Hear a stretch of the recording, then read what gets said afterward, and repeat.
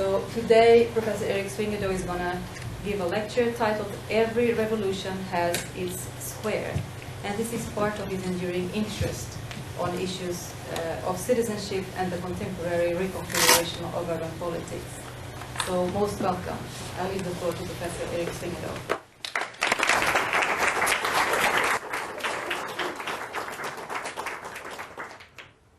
Thank you very much. It's a tall order to stand up to all what is being said. I would like to thank the Geography Department for the invitation, for having me here. What I would like to talk about this afternoon is the issue that brings, I think, all those diverse themes that Ilda brought up, that I've worked on together, or rather what inspires these diverse interests, which is basically an interest or a focus on the mechanisms, the procedures, or the possibilities for emancipatory political transformation. That's a whole mouthful. To basically say that what I'm really interested in is to think through theoretically and to articulate with existing practices of those who struggle in an everyday way for more egalitarian, inclusive, and solidarity-based forms of organizing collective life, particularly in cities. That is what I'm really interested in. And that is what also underpins my talk today. You've already heard in the introduction several times the word political, either in association with political economy of globalization, political economy of urbanization, political ecology of the urban process, etc., which always includes this strange, unexamined word, political, as if we know what that is all about. So my talk is also both a critique and an invitation. It's a critique of what many of us, myself included, have done and believed for the past 20 or 30 years or so, which more or less goes as follows. We are all critical social theorists, or so we claim, we human geographers, particularly those who are interested in emancipatory change and transformation. We have argued for 20 or 30 years now that a good socio-spatial theory of unevenness and inequality will give us the instruments to think through a political change. Think of how Marxism claimed to do that in the 1970s. But then, of course, that was critiqued by the feminists, the post-colonialists, the post-structuralists, and many, many other isms, which all, despite the extraordinary debates and disagreements between and among those various isms, what they all shared is the belief that a proper social theory that explains and accounts for various mechanisms of disempowerment, exclusion, inequality, whether it's along class or ethnic, colonial, post-colonial, etc. lines, would give us some sort of handle on the political process of emancipatory transformation. I think we were wrong. I think we were wrong. The one thing that we have marginalized or silenced in the process at a gigantic cost, I'll come to that later, is theorizing the political. It's the space where we did not dare to go anymore. And that precisely during a period of profound transformation of the political domain. So let me frame this a bit. Because very often it is poets, novelists, artists who are much better than academics can ever be at capturing the situation that we're in, the state that we're in. And that's why I used this quote there by José Saramago, Nobel Prize winning novelist. Many of you undoubtedly have read his trilogy on cities, City of the Blind, where everyone suddenly turned blind except for the one woman who did not turn blind. The movie was made of that. The last installment of that trilogy, equally captivating, is called in English Seeing. Seeing. It's a story of the same city where people went blind in the first novel of the trilogy. Now in the third installment they could see again.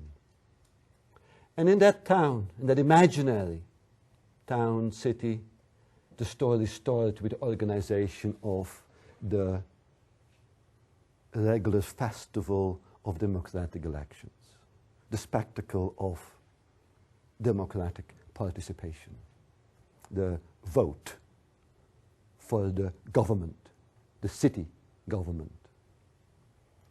And that Sunday, the vote takes place, and the people can choose between the party of the left, the party of the center, or the party of the right. Great choice, so it seems. After the elections that evening, it turned out that about 25 to 30% of the people had refused to vote, had submitted a blanco return. The governors of the city were in panic. What has happened? Something must have gone wrong. The people must have made a mistake.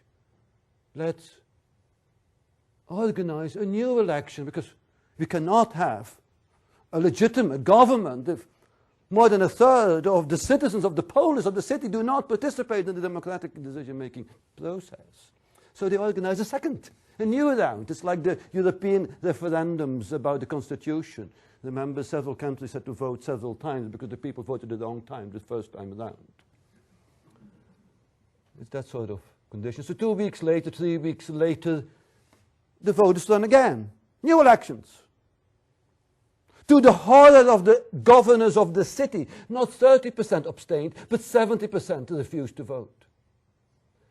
This turned an even greater panic, and the elites of the city smelled the conspiracy. There must be some sort of terrorist plot out there to undermine the sacrosanct principles of democratic political life.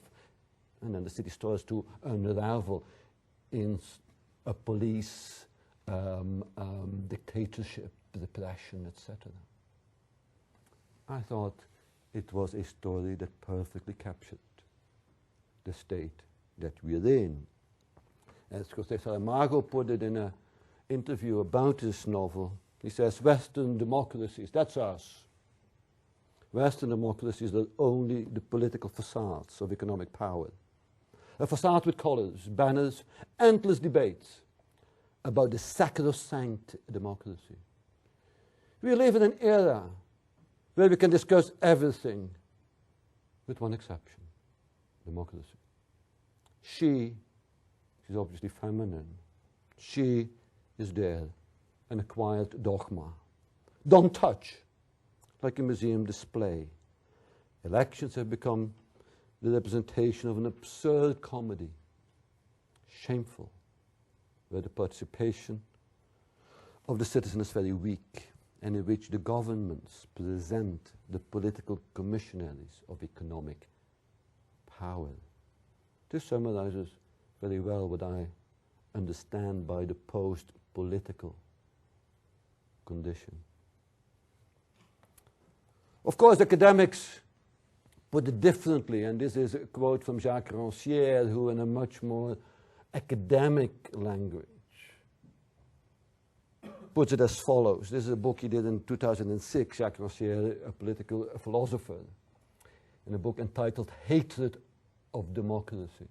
Puts it as follows. In fact, historical faith has changed camps. Today's faith seems to be the prerogative of governors and their experts, proclaiming themselves to be simply administrating the local consequences of global historical necessity. Our governments take great care to banish the democratic supplement. Through the invention of suprastate institutions, we are not states, which are not accountable to any people. They realize the eminent ends of their very practice. Depoliticize political matters. Reserve them for places that are non-places, places that do not leave any space for the democratic invention of polemic. So the state and their experts can quietly agree among themselves. So this is what I want to interrogate. The democratic today. And this becomes all the more acute and interesting since the magical year 2011. 2011 was a magical year. I had been thinking about these things for a while, but I found it very, very hard to connect the theoretical arguments that some people were unfolding with what was happening in the world out there until the early days of 2011. Remember? Green Square, Tahrir Square, Puerta del Sol, Sintagma Square, Plaza de la Catalunya, Paternoster Square, Zuccotti Park. They have become ingrained now in our discursive universe as names of places that stood in one way or the other, despite their geographical heterogeneity and diversity. They stood again for a reawakening somehow, or so it seemed, so it felt. A reawakening of a democratic impulse, a democratizing impulse. Who did not feel in 2011 the enthusiasm, you know, when 100,000 of people were gathering for weeks on Tahrir Square, being successfully revolutionizing, transforming the political order. Who did not sympathize with the various Occupy movements, the Indignados in Spain, in their attempts to reclaim the democratic, as they put it. And hence my title, Every Revolution Has Its Square, highly geographical expression of the political moment. And we have very little to say about that, theoretically speaking. Who predicted that this would happen? Where are our theories that could handle it? Where are our great critical minds? Ah, good. At least one. Good. And what was interesting, remember February, March 2011, and I'm sure the same happened in Sweden, when the Prime Minister, whoever, said, the Egyptian people are rising up. The Egyptian people do not any longer take the authoritarian regime. The Egyptian people are rising up. We geographers know better than that, do we not? The few 100,000 people assembled, the heterogeneous, diverse, men, women, old, young, etc., assembled on Tahrir Square are not the Egyptian people. Many Egyptian people were actively collaborating, supporting the dictatorial regime, of course, right? Mubarak was Egyptian too. He was not. I did not count him among those on Tahrir Square. I did not count the policemen who were beating up the protesters, the men who were raping women among the Egyptian people, although they had Egyptian nationality too, right?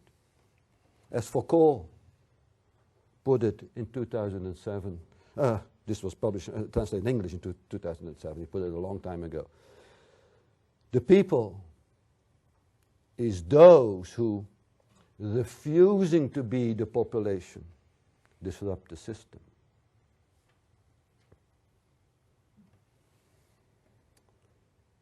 And indeed, that is precisely what 2011 stood for, the proliferation, the hopping around in very different geographical contexts of movements of democratization, or so they claimed. Which is a bit odd in a context in which a number of people, like Jacques Rancière and others, say, the political has disappeared. The past 20 years or so have been characterized by a process of depoliticization. As Agamben put in 2006, talking about cities, there's a shift from the model of the polis as a democratic space, founded on a center that is a public center at Agra, to a new metropolitan spatialization that is certainly invested in the process of depoliticization. So it's this paradoxical situation that I want to explore. We know, of course, historically that it was not only 2011 that squares became the real material geographical configurations through which these democratizing and occasionally revolutionary practices took shape. They're very urban processes that has always been the nature of democratizing or the revolutionary change, whether it's Place de la Bastille, Red Square, or indeed Tiananmen Square.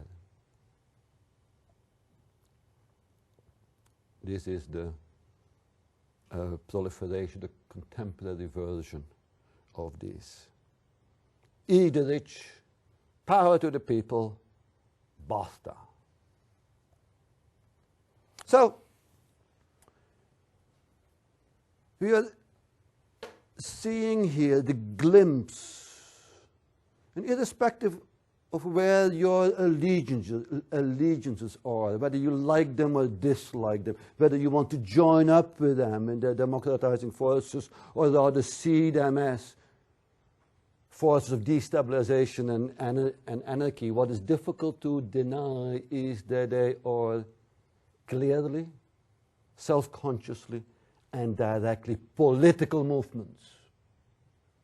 Something very different from what we geographers have been used to look at over the past 30 years, which is social movements. These are not social movements fighting for better housing, a better environment, jobs, or whatever. They do not have any demands. They just want something different. So, what I wanted to think to do is what to make of this repoliticization of the city that seems to be unfolding in front of our eyes. And I'll do this quickly in 5 steps. First of all, I'm going to argue that we, critical intellectuals, are in a deadlock. That is, that I would argue that there's nothing we can any longer do with critical social theory. We need to consider political theory again, something we have failed to do, I would argue. Secondly, I would argue that this forgetting, this amnesia of what the political is an integral part of the process of post-democratization. And I'll suggest how over the past 20 years or so, the political has disappeared from the terrain of policy making. When you use the word politics, what you usually refer to is policy making. The orchestrations and choreographies of consensual decision making around the great problems and issues in the context of disputes about technical or managerial issues. I'll then quickly propose a different theoretical frame that might help us to make sense of that paradoxical situation, the difference between politics as policy making and the political as the reawakening of the democratic procedures. And then say something about insurgent democracies of the kind that I just exemplified.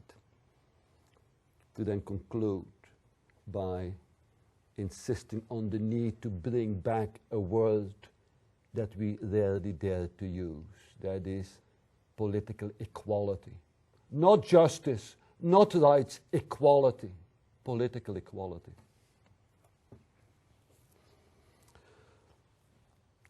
As I said in my introduction, the critical theory of the past 20, 30 years has been primarily concerned with trying to identify the key axes of domination, empowerment, disempowerment, etc.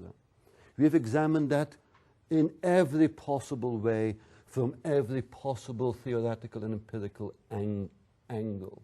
There is not a single disempowered subject that I can think of that we have not examined in detail. Woman, post-colonial subjects, proletariat, blacks, other colored skins, etc. We've done it, we've been there, we understand it too, despite our disagreements. I might still argue that it is class that matters most, and feminists might retort that it is gender that is the key axis, and yes, we can have a debate over that. But we assumed that the political was just the outcome of that the political would emerge magically out of our critical social theorizations. It doesn't. We've desperately looked for what could be called the political subject. The proletariat for the Marxists, women for the feminists, the post-colonial subject for the post-colonials, etc. As if the political subject arises out of our theorizations and is not this kind of immanent figure that takes to the political act in those insurrectional squares. Some people like Neil Brenner argues today that what we need is a new urban theory to account for the new forms of global urbanity that characterizes the forms of planetary urbanization that we all live in. The urbanization of Stockholm does not finish at the frontiers of Sweden, obviously. It's a globalized procedure. And Neil, I'm not going to read this quote, Neil Brenner argues that we desperately need a new urban theory so that we are better equipped to deal with the political challenges of empowerment and disempowerment. I disagree with Neil on that. I like his work a lot, but I think we don't need that any longer. Because I would argue that critical theory, urban and others, that we geographers have practiced over the past 20, 30 years has become politically non-performative. It doesn't do anything other than foster academic careers like my own. Yeah? I've worked my life in critical theory. I've published widely in it, and I've held several professorships, and I get invited to places the whole time. So it's good for me.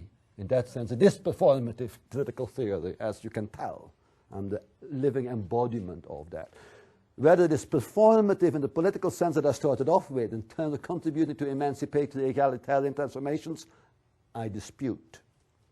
It is in that sense non-performative, because it is now fully accounted for and fully endorsed in the Anglo-Saxon academic world, and I don't know about Scandinavia, but if you're not a critical theorist of some sort, you'll never get an academic job. Now, if you're not a Marxist, a feminist, a post-structuralist, post-colonialist that practices critical radical theory, you will never get a job. If you do old-style quantitative mapping, forget it. So it's fully accounted for and fully endorsed. Worse, it's actually fully and actively invited. In much of the critical radical work, the horizon of what is considered possible politically is resistance. We all love resistance. I have so many PhD students, aspiring, young, energetic, intelligent people come to me because they know I do radical stuff, and they say, I am interested in the resistance. I want to do a PhD on resistance somewhere, on social movements of resistance. I said, great, that's precisely the kind of student I'm looking for.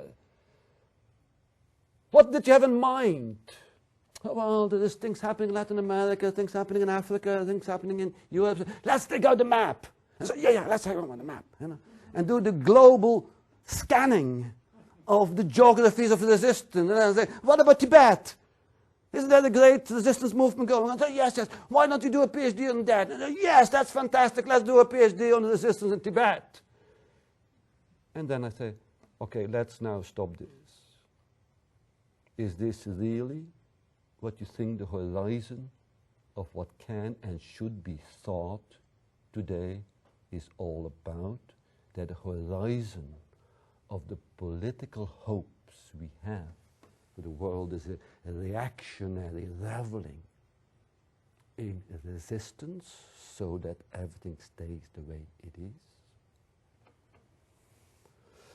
So in other words, I would argue critical social theory has become an integral part of the very process of depoliticization. There is the unwarranted and unexamined presumption of the relationship between a critical analysis and political practice. That's the legacy of Western Marxism. When I started off as a PhD student, I was a dogmatic Marxist because I thought Marxist class analysis will give me the tools to think through political transformation and how to organize that. Not true.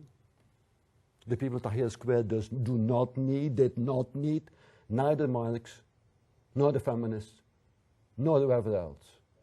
They engaged in the act of doing it, and we have no theoretical tools to make sense of that. As Alain Badiou, political philosopher, French political philosopher, insisted several times now, he says, and I quote, there is no connection between social analysis and politics. The two have to be thought as strictly separate. That's quite a statement, huh?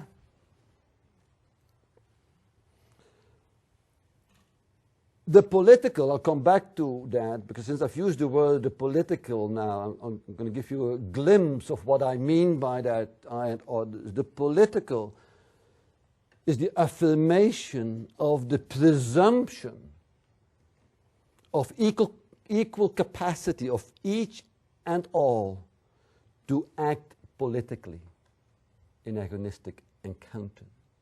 I'll come back to that.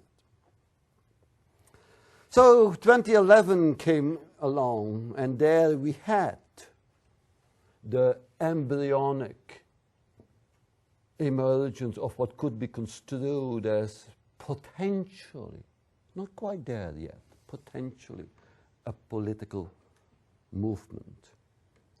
Can we think of it as the return of the political in post-democratic times?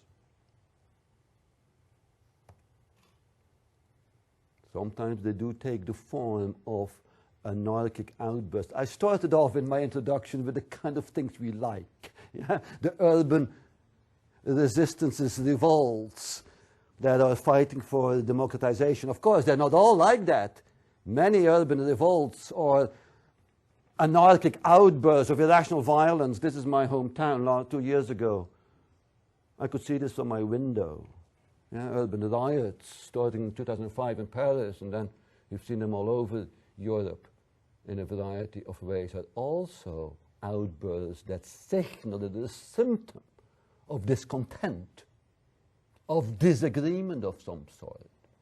Not of the political kind that I would like to see, but there are two things happening simultaneously here. Kind of the reclaiming, the restaging of the urban in a variety of ways.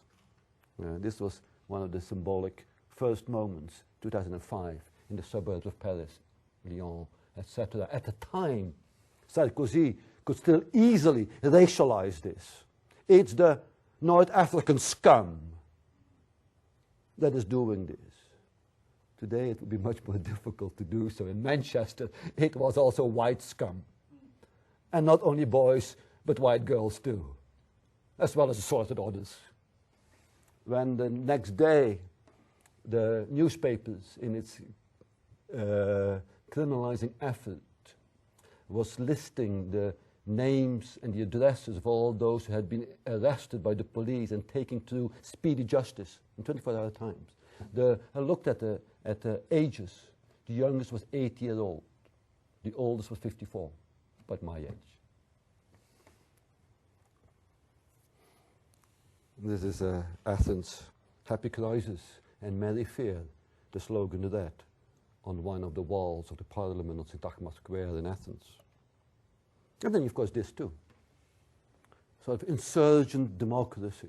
This is the picture of the Indignado movement in Spain, the M15 movement, 2011. And the picture captures something quite well. It's a slogan. It's a perverse slogan. It reads, Democracia real ya. Real democracy now in Spain. Spain, together with Portugal, had the longest fascist dictatorship in Europe, Western Europe, in the 20th century. Became a democracy only after 1975, and quite successfully so. No one would argue that the democratic transition in Spain after the dictatorship was not exemplary. It was extraordinary. And it became a properly constituted democracy. And there they are, 100,000 people saying, real democracy now. Is that not paradoxical? Is this not a sign of an insurgent democracy on the one hand versus an instituted post-democratic configuration? In fact, these political movements were politically quite performative. Because for the first time since long, the elites got really scared. Although this was just a festival, these were just young people having a good time in the squares of the various cities, etc. Because the elites, of course, have their own fantasy of what the geography of the world should look like and what is the place where they try to articulate their fantasy with making the real geographies of the world is, of course, Davos, the annual jamboree of the assorted elites of the world. Now, the Davos community publishes every year its annual risk report. That is the risk that faces the collective elites of the world in trying to pursue the geographical materialization of their dreams. In 2011, not surprisingly, the number one risk they identified was the financial year crisis. In 2012, February 2012, in the press release, they identified as risk number one facing the world, their world, was seeds of dystopia. And I thought, what do they mean? What do they have in mind? I have no idea. So I had to go to their website and download the full report. And they were referring precisely to the proliferation of all these movements that I, innocent as I was, actually saw as seeds of hope in certain ways for the different world. The collective elites defined it as seeds of dystopia. I thought how they would define it if these emergent movements would be politically really performative. So I think we have to understand this particular way to which the political seems to re-emerge in a context of the consolidation of what I've called, others have called, a post-democratic configuration, characterized by dynamics of depoliticization. The kind of thing that Saramago was alluding to.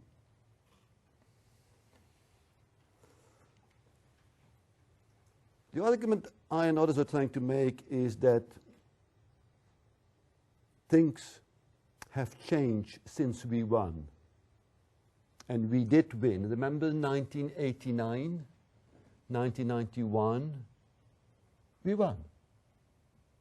Democracy became the universally accepted, consensually established, ideal way of organizing everyday life. We would be living happily ever thereafter. Those who would not understand the message would be, if need be, bombed back to the Stone Age, as the Iraqis and the Afghanis. All the others joined the fold of properly constituted democratic configurations. Some of you may remember Fukuyama's infamous book, The End of History, published in 1991, 1992. Some of you were too young, but at the time it made as a big outcry, big furore, because Fukuyama announced the end of history precisely because the big battles of humanity and civilization were over. From now onwards, it would just be sort of slight technical managerial adjustments to what was basically a fine democratic institution now endorsed by the whole of the world. I was laughing at the time at Fukuyama's naive understanding of the unfolding of the historical drama. I was wrong. I should not have laughed. Fukuyama was right. But not in the way possibly in which he intended it to be right. So I would argue the past 20 years or so, the political has retreated. And the word that has been put on it is a process of post-democratization, and some of the intellectuals, academics that have been writing about that, Colin Crouch in the UK, Doherty in the US, Jacques Rancière and others in France. So this post-democratic configuration is characterized by a number of themes and issues. That is the cultivation, first of all, of a permanent state of emergency by the elites. The ecological catastrophe, the wave of immigration, the financial crisis, economic competitiveness. We're dealing with a state of permanent emergency that needs immediate, urgent actions. Think of Cyprus today. It has been characterized by a process of the economization of politics. That is, that things that are being governed have to be governed in market-conform terms. There is no proper choice possible because politics has been economized. And at the same time, there has been a depoliticization of the economic. We cannot have a political debate over the organization of what I would call the socio-ecological transformation of everyday life, the economy, the way in which we produce, distribute, and consume the stuff of life, as the economy. There is no political debate possible over that. And politics itself has been economized. The management of that configuration is done through what I would call, and others have called, expert management. It's the experts that decide how serious the situation is and what kind of serious measures need to be taken in order to avoid imminent catastrophe that would otherwise happen if we were not to take and heed the advice of the expert manager. It's something that is sustained by the continuous invocation of the people, or rather the population as a biopolitical category in the Foucauldian sense of the word. The people as a political category has to be replaced by the population that has to be managed in biopolitical ways to produce the good life for as many as possible.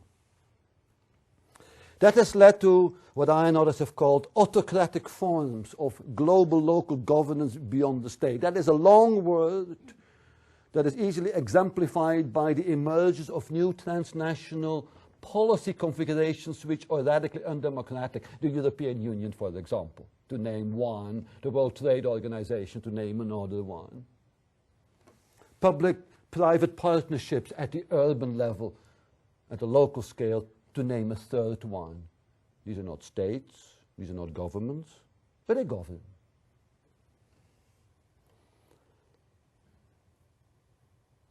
Democracy is hereby reduced to what one of my colleagues in Manchester called the tyranny of participation, is the reduction of the democratic to procedures of inclusive, allegedly inclusive, consultation in decision-making procedures, which is something very different from the act of governing. It's autocratic, and it's highly exclusive. If you go to these consultative meetings in the City Hall of Stockholm or so, how many non-white faces do you see around the table participating in whatever the participation is about?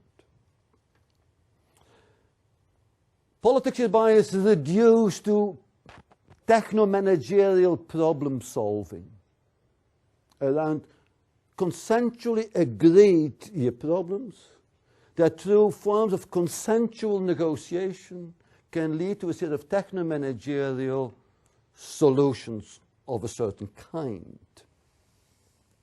As Jacques Rancière argues, consensus annuls dissensus. Dissensus, Rancière says, is the name for the democratic. It's a strange word, dissensus. When I read it first, I thought it was a bad translation because I never heard the word. Consensus I heard many times, of course, but in English. But dissensus is a strange word. I looked it up. It does exist. It is a proper English word, dissensus. It means the condition of radical heterogeneity and agonistic disagreement. And that, Jacques Rancière argues, is precisely what the name of the democratic stands for. The acknowledgement of radical heterogeneity and difference, and the equality of each and all in their right to speak that radical heterogeneity. So in many ways, Fukuyama has spoken the truth. Whether I vote for the party of the left, the party of the center, or the party of the right, the basic configuration remains unchanged. Now, in this kind of consensual arrangement of techno-managerial management, I mean, take two examples. The ecological catastrophe, climate change. Do we all agree that this is a serious problem? And that is now consensually managed through local, national, international techno-managerial arrangements like the Kyoto Protocol, that the state is the only way, dominant way of tackling climate change? Well, it's not doing that at all, as we all know, of course, as geographers. It is totally impotent. It's non-performative at all. Is there an alternative being discussed, debated, politicized? Not that I can think of. Think of the financial crisis. Is there any other way than hammering the people of Greece, Italy, or Spain back to the situation of the 1960s and 70s as the only way to save the integrity of the financial elites and their interests?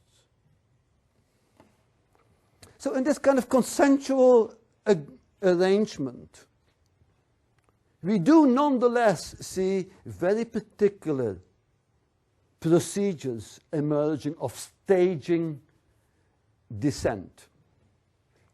It is precisely in a context of absence of dispute that can be orchestrated that we see intensifying outbursts of antagonistic violence.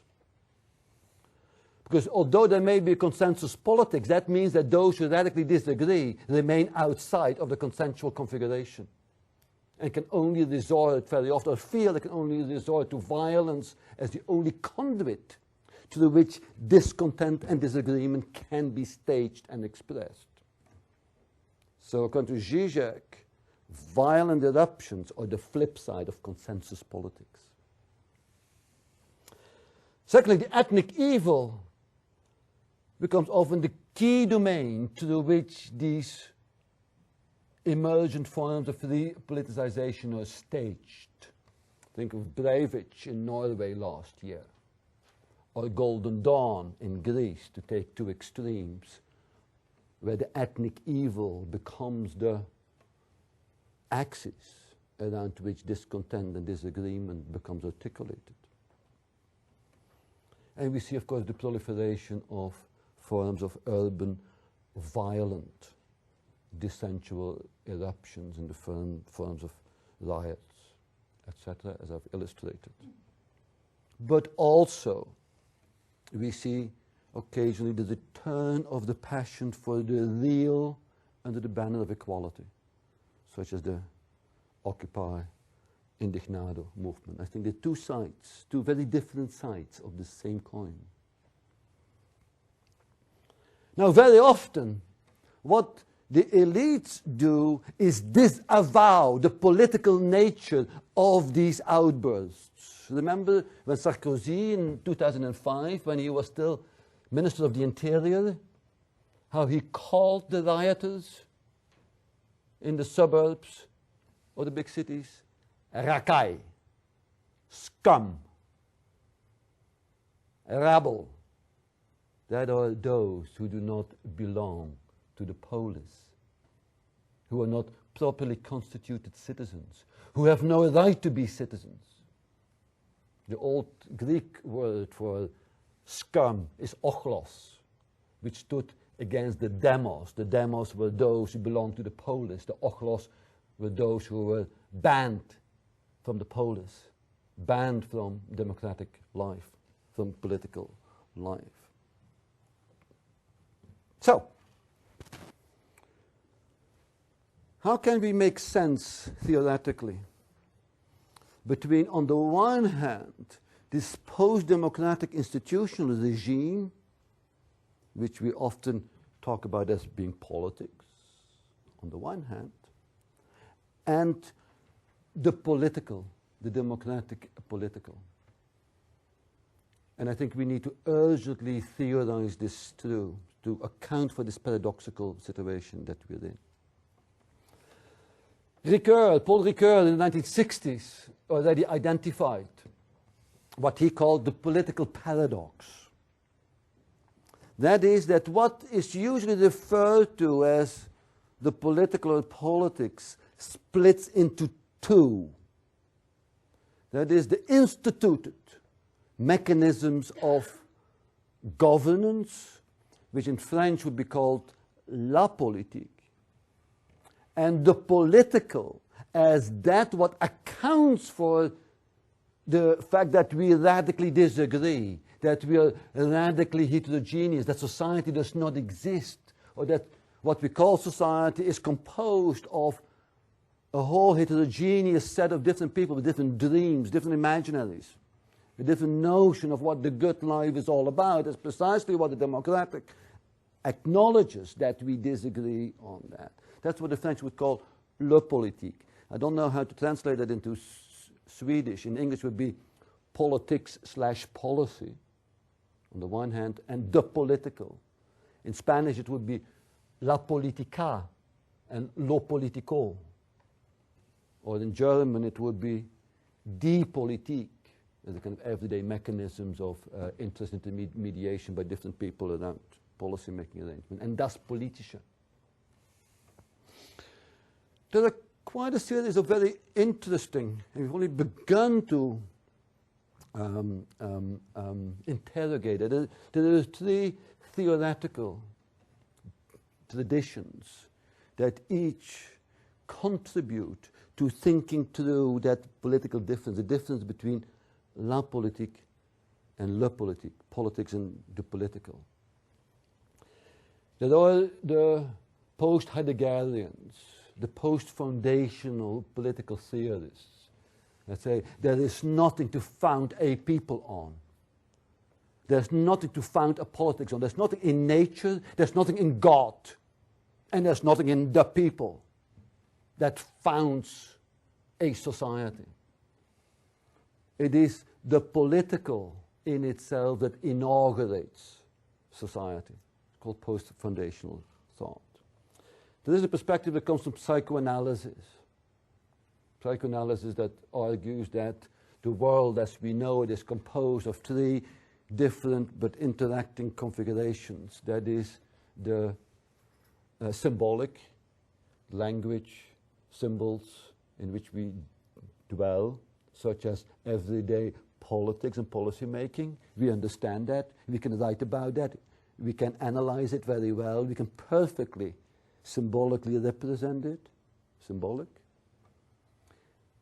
The real, there is something that always escapes the representational. Words never capture. Words never capture the real. So the re-emergence of these political moments is the re-emergence of the real.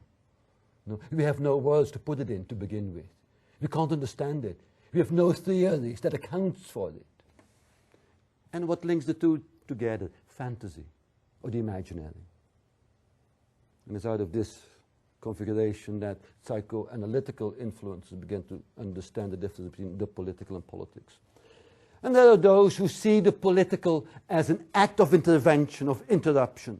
Badiou, Rancière, Slavoj Žižek to a certain extent, see the political as precisely that, what escapes representation and what manifests itself in the act, in the political geographical act, in the occupation, in the acting, and is beyond words, beyond the symbolic, cannot be integrated within the policy domains. That's why the elites are so up in arms about it. They keep on asking, what do you want? What do you want? Tell us what you want so we can accommodate, incorporate that. And the protesters say, we don't want anything. Certainly not from you. We want you to get away, to get out of the way. And that cannot be represented. Now, I'm not going to add the word democratic in front of this. The democratic political. So not democracy as a set of institutionalized routines. The carnival of elections every 4 years or whatever it is.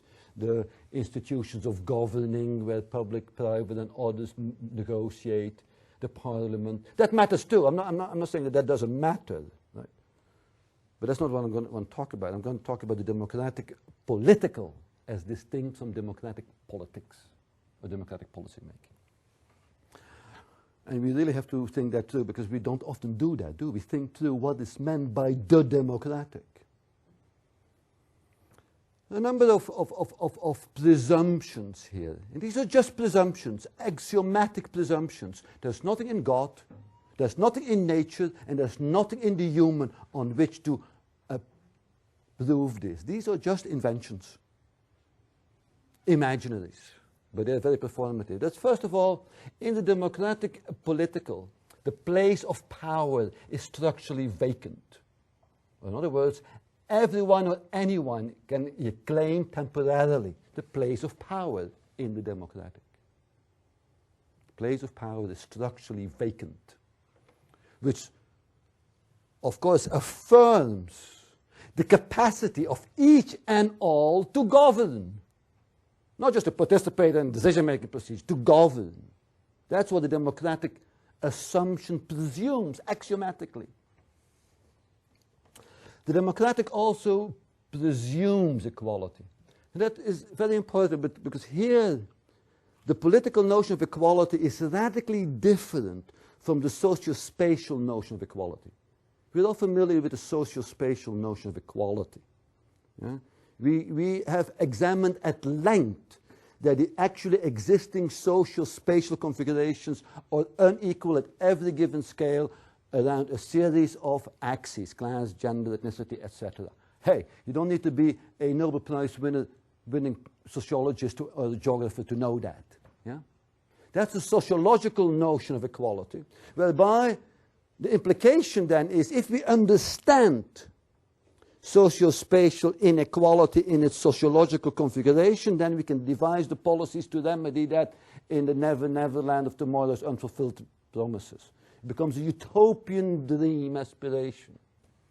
Political equality is something that cuts through that. It cuts through that. It is of a completely different status.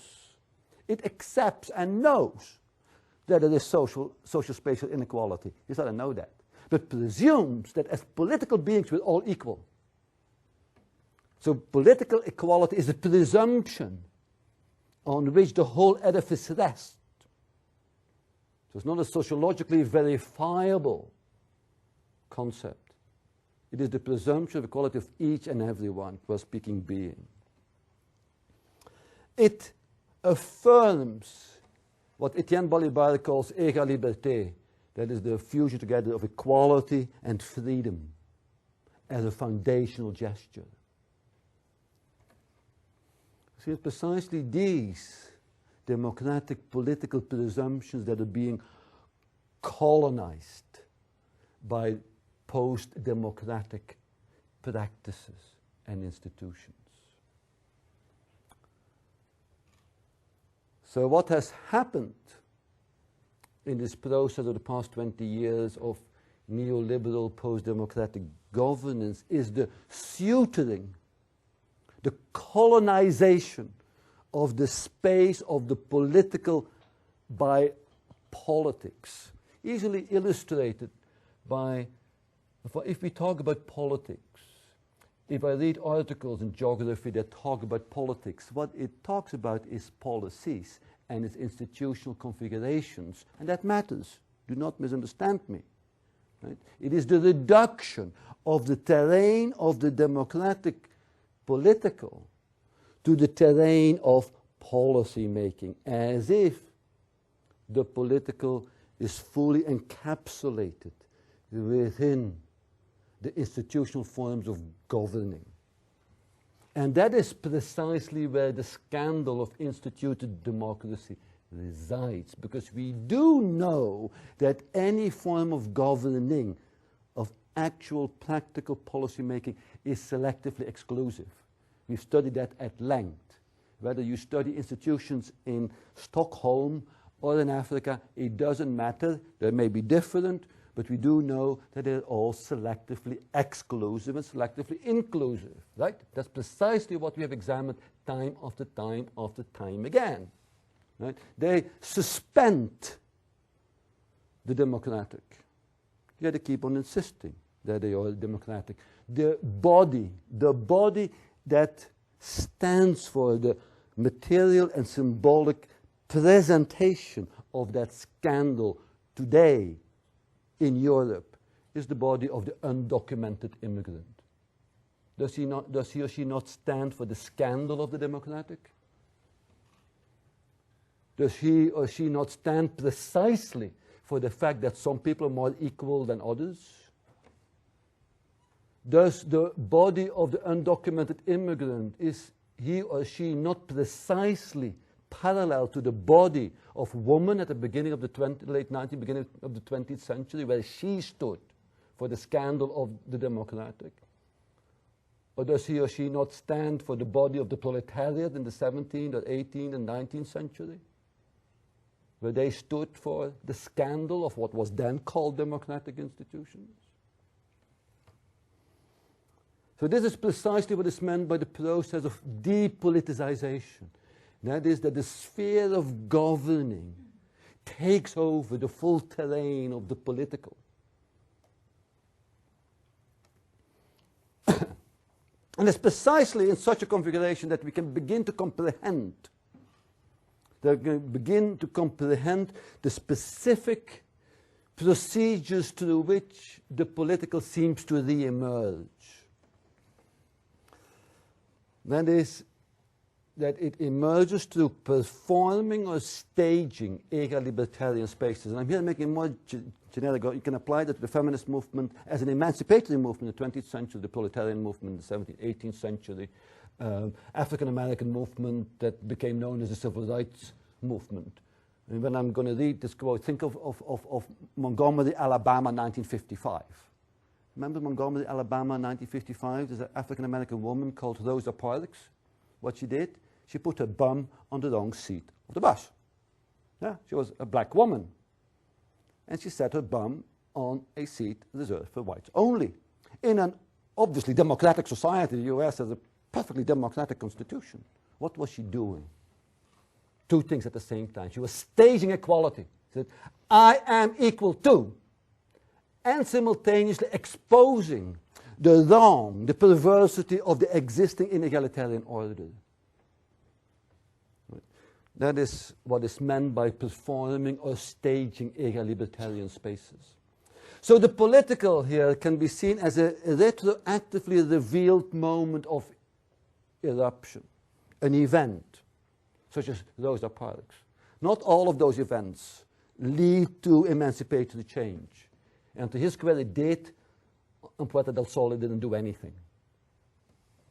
It's an event, a political event, in the what you call it, that opens a procedure potentially that disrupts any given social spatial order, which is always an unequal social spatial order. It's one that addresses a wrong in the name of an axiomatic and presumed equality of each and every one. The wrong is a condition in which the presumption of equality is perverted through the institution of an oligarchic police order, the everyday instituted politics. That's what Rosa Parks did. Yeah?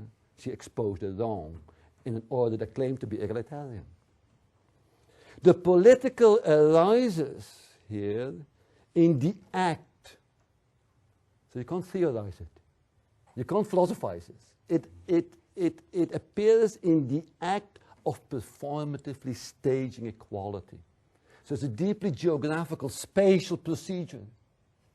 It's about staging it in space, in the process transforming that spatiality. It's a procedure that simultaneously makes visible the wrong of the given situation, transgresses the fantasy of the big order, the one that says, oh, but we're living in a democratic society. By staging the equality, they actually expose the inegalitarian order. And it demands the impossible. That is, it demands a new ordering of things. That is what makes it emancipatory transformative. It's not about adjusting things here or there, it's about transforming. So it's in that context that I think we can begin to make sense of the insurgent urban democratic acting that we've seen being acted out in the magical year 2011. It is a form of insurgent democracy that acts at a distance from the state. This is very important. It operates not within the configuration of governance. It operates at a distance from it, outside of it. That's why it unfolds in public space, not in a parliament. That has become a private space in the present order. It's in public space. It's always specific. It's very concrete. It's very particular. That's why it has to be understood, of course, in its historical and geographical specificity. We should never fall in the trap of saying, well, what happened at Hill Square and what happened in Zuccotti Park in New York is identical. It's not. It is very, very different, but it stands for the metaphorical condensation of the universal. That's why they all recognize each other as being on the side of the democratic political, despite the historical geographical contingencies that are very well understood. The political, therefore, has no foundational place. It can happen, a foundational place, like the workplace for the Marxists or the kitchen for the feminists. No foundational location, like the parliament or so. And no preferential subject. Anyone can become and does become a political subject if he or she decides to engage in a political act. That is the process of subjectivation, becoming subject. It revolves around the tropes of emergence, insurrection, it's insurrectional. It's about spatializing equality and in its staging show tentatively what that equality is all about. That's why we saw all these extraordinary experimentations going on in these sites with new forms of social, spatial, political ordering. They were great spaces of democratic experimentation. And it operates in and through the metaphorical and material production of its own spatiality. It has to produce its own geography as an integral part of it. However, and I'm going to conclude now, we are now 2013. 2011 is over. In Egypt we have the Muslim Brotherhood in power. In Spain we have the conservative government in power. And in the US nothing much has happened other than the re-election of Obama. So can we speak of a reawakening of history in 2011? Not the end of history of Fukuyama, but the reawakening of history. And I don't know. I have no answer to that. But I do think that if we as intellectuals and academics are really concerned with emancipatory transformation, democratic transformation, we better take these questions seriously. May not have the answer, but as intellectuals, if we are on the side of democratization, that is, I think there are a number of questions that have to be taken seriously. That is, how do we articulate these localized, highly localized insurgencies, which I would ultimately describe as pre-political events? They're characterized by localization, contraction, and intensification. These Baktinian spectacles, these festivals of exuberant belief of something else. How we can link that up with the process of planetary urbanization, where these urban places and urban squares are, in the way they function, articulated with other places in a globalized sense. In other words, how can we begin to think and practice the upscaling, if you want, or the network extension of these localized, intense places to universalizing procedures of democratization? I have no idea. But I think that opens up a very important terrain. How should the indignados of Spain be linked up with those who are in Syntagma Square in Greece, and perhaps with those who were fighting on Tahrir Square 2 weeks ago, but ignored because they were protesting against the undemocratic procedures of the Muslim Brotherhood government in Egypt. I'll skip that. So how can we think through, or is there a possibility to move theoretically and practically from the urban event to a procedure of democratic spatialization? It's universalizing out so that we can transcend the blips of passionate outbursts, which is clearly not good enough if we want to think of a sustained procedure, the long-haul process of proper democratization, which we know from the historical geographical record is long, difficult, tedious. Ask the working class movement, ask the feminist movement, ask the African American movement, etc. I also think we need to urgently revisit the political names of emancipatory struggle. And that is our job. By that I mean the job of intellectuals, not necessarily of academics. Not for universities. Universities usually don't do that. Universities are not good places to do that. It's often censored to do that in universities. But it's a task of intellectuals.